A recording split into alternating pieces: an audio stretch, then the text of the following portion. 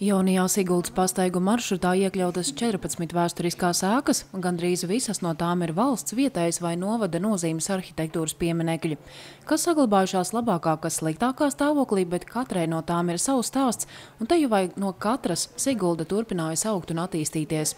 Turisma informācijas centrā atklāja, ieguldītais darbs veco ēku izpētē prasīs ilgu laiku, taču tas bijis tā vērts, jo ne tikai turisti, bet arī ik viens vietējais iedzīvotājs par savu pilsētu atkal var uzzināt ko jaunu. Esam pastrādājuši vairāk nekā gadu, apvācot dažādu informāciju, gan kas ir mūsu pašu būvvaldes arhīvā pieejama, jo mūsu būvvaldes arhīvs ir viens arī salīdzinoši no retajiem, kur izdevās kara laikā saglabāt. Attiecīgi mums ir veco Siguldas vasarnīcu būvprojekti, tāpat tās Nacionālais arhīvs, apskatoties dažādus materiālus, un esam izdevuši tādu Siguldas pastaigu maršrutu pa vēsturiskajām ēkām. Attiecīgi tās ir ēkas, kuras daļa no viņām ir celtas arī pat pirms Pirmā pasaules kara.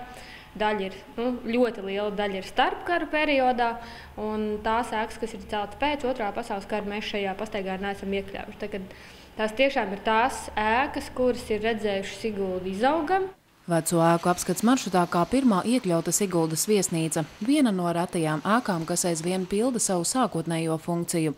Viesnīca celta 1889. gadā, neilgi pēc dzelzceļa līnijas izbūves Siguldā. Tās īpašnieks bija Siguldas muižas un pils saimnieks kņazs Nikolais Kropotkins, kurš popularizējot Siguldu kā lielisku atpūtas galamērķi, panāca, ka tajā laikā pilsēta kļuva par iecienītu kūrorta vietu. Vietējie sāka celt vasarnīcas, un arvien vairāk cilvēku Siguldu izvēlējās kā savu dzīves vietu. Un jaunajā pastaigu maršrutā tad arī iekļautas daļa no tajā laikā celtajām ēkām, kurām tagad tiek meklēts arī iespējas, kā tās saglabāt priekšdienām. Mēs plānojam pašvaldība iestrādāt arī tālāk un domāt par to, kāda veida palīdzību mēs varētu sniegt tām ēkām, kuras ir gan valsts, gan vietējas nozīmes kultūrvēsturiskie pieminekļi, gan arī domāt par to, kā mēs varētu palīdzēt šo ēku īpašniekiem nonākt pie pirmajiem soļiem, domājot par šo ēku atjaunošanu. Ja? Varbūt ne visos gadījumos tā ir tāda kapitāla rekonstrukcija šīs ēkas, ja? Bet tā var būt arī, teiksim, pa mazām daļām. Tā var būt logu atjaunošana, tā var būt durvju atjaunošana. Ja?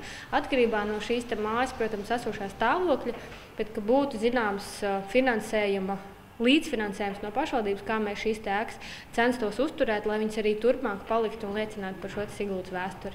Lai jau līdz šim apkopotais materiāls par vēsturiskajām ēkām būtu vēl bagātīgāks, arī iedzīvotāji aicināt no savas puses dalīties atmiņās vai ar fotogrāfijām, gan par jau izpētītajām, gan citām ēkām pilsētā.